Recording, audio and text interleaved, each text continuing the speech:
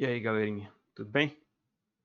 Hoje a gente vai aprender a associar matrizes a transformações lineares, ok?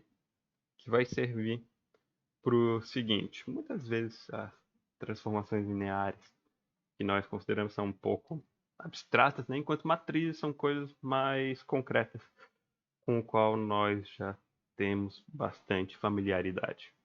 Então, essa é mais ou menos a quarta vez que eu estou tentando gravar esse tópico, mas é um pouco complicado só porque a notação fica um pouco pesada.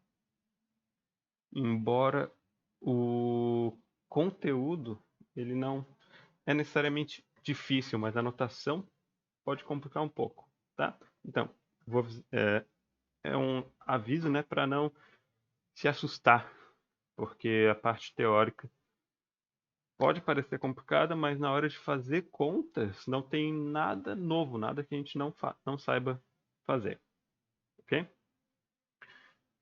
Então é o seguinte, o que a gente sabe? A gente tem uma ideia de como construir matrizes para transformações lineares entre espaços euclidianos, entre Rn e Rm. A gente vai usar isso a nosso favor, tá? Dados dois espaços vetoriais abstratos, o que a gente faz? Primeiro, pensa que eles fossem Rns e Rms da vida, um espaço euclidianos. E tenta ver transformações lineares entre esses espaços abstratos como transformações lineares entre espaços euclidianos, para os quais a gente associa a matriz. Esse é o processo, tá? Então veja bem, tem dois passos que estão até meio que em níveis diferentes, né? Primeiro tem que pensar em cada espaço vetorial de dimensão finita como se fosse euclidiano e depois pensar em transformações lineares, né? Transladar o domínio e contradomínio das transformações lineares e associar a matriz. Tem vários passos distintos feitos aí. Então, nesse primeiro videozinho, a gente vai fazer só o primeiro passo. Como que associa um espaço euclidiano a um espaço vetorial abstrato. Ok? Então, você já vê um espaço vetorial de dimensão finita, n, no caso, e B caligráfico, uma base do nosso espaço, cujos elementos são, como nós temos feito, né, Bzinhos minúsculos, de 1 até n. Como que a gente pode pensar ou identificar o espaço V com um espaço Rn? Bem, identificar é uma palavra que não está sendo muito precisa aqui, né? Mas como a gente identifica estruturas, coisas é por meio de isomorfismo, né? Tem funções que preservam a estrutura inteira, no caso da álgebra linear, são os isomorfismos. Como que dá de construir um isomorfismo entre V e Rn partindo dessa base, por exemplo? Bem, Rn tem uma base canônica, né? Algo meio óbvio. É a base canônica de Rn, o próprio nome já diz. Se a gente pensar em cada elemento B1 até Bn como se fosse da base canônica, isso nos dá a identificação que nós queremos. Então, dada essa base, a gente tem um isomorfismo entre V e Rn. Aqui eu estou pensando em Rn como um espaço de colunas, tá? Que é dado nessa base do seguinte jeito: identifica o iésimo elemento da base, o iésimo elemento da base canônica, né? Que já estamos utilizando alguns teoremas, né? Dois espaços vetoriais têm a mesma dimensão, somente se eles são isomorfos, e transformações lineares, em particular isomorfismos, são unicamente determinados pelos seus valores em uma base. Tá. Em particular, quem é a imagem do primeiro elemento da nossa base B? É o primeiro elemento da base canônica de Rn, né? Então aqui parece estar tudo muito bem, mas tem um problema, né? Porque B, essa base B caligráfico, é um conjunto. E quando a gente tem um conjunto, a ordem em que os elementos são apresentados não importa. Mas eu falei, o iésimo elemento da base elevado no iésimo elemento da base canônica de Rn. O primeiro elemento da base B elevado no primeiro elemento da base canônica de Rn, né? Mas se os elementos não têm uma ordem, se os Bzinhos não têm uma ordem dada, como que eu vou ficar falando do primeiro elemento da base, do segundo elemento da base, do iésimo elemento da base? Isso não faz sentido a princípio, né? Então, vamos só ver rapidamente o que aconteceria se a gente reordenasse os elementos da nossa base. Vou até dar um novo nome, B' para o conjunto obtido após essa reordenação, que na verdade é o mesmo que o nosso B, tá? Não mudamos nada, só a apresentação dos Bzinhos está diferente. Eu vou dizer que o segundo Bzinho agora é o primeiro elemento. E o primeiro Bzinho é o segundo elemento.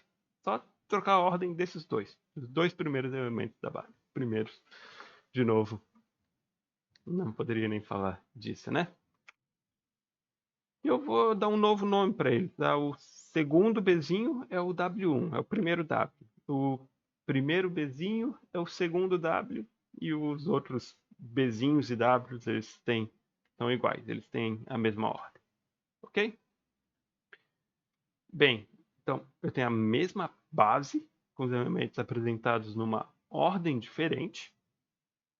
Mas dado uma base, os elementos dela, a gente tem um isomorfismo entre o nosso espaço V e o Rn, que agora é dado na mesma base, no caso, só que dado por uma outra formulinha, né? O iésimo W agora é elevado no iésimo vetor da base canônica de Rn. Então, vamos ver em quem o primeiro B é elevado. No isomorfismo anterior, era elevado no primeiro vetor da base canônica de Rn. Mas agora o primeiro B virou o segundo W. Em quem o segundo W é elevado? Olha a definição. No segundo vetor da base canônica. E daí isso é mais ou menos um problema, né? Por quê? A gente alterou a ordem dos elementos da base e o isomorfismo, que parecia ser canônico, unicamente associado à nossa base, ele alterou também. Não é mais o mesmo. Então, no fim, o isomorfismo entre V e Rn, ele depende não somente da base que é dada, mas também da ordem em que esses elementos da base são apresentados. Então, assim, uma base não é suficiente para ter um isomorfismo bem definido, unicamente definido entre o espaço V e Rn. A gente precisa que os elementos sejam apresentados em uma certa ordem.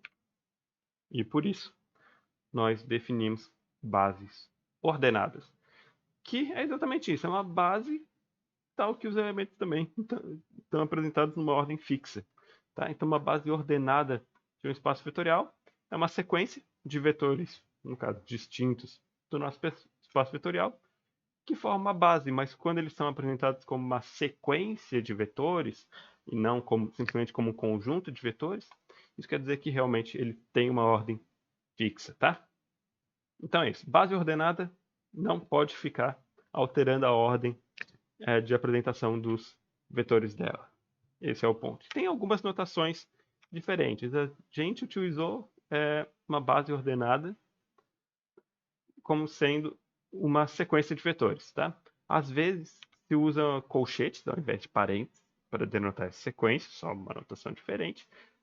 Isso pode confundir com span, porque às vezes essa notação denota o span dos vetores, tá? Então são coisas diferentes. E às vezes, simplesmente, quando não tiver confusão, ignora um pouco dessa distinção entre uma base e uma base ordenada e denota uma base ordenada usando chaves também, como se fosse um conjunto, mas a gente diz, a base é ordenada, tá? Ou seja, não fique alterando a ordem dos vetores. E isso aqui funciona muito bem, tá? Também, às vezes, nós vamos utilizar isso.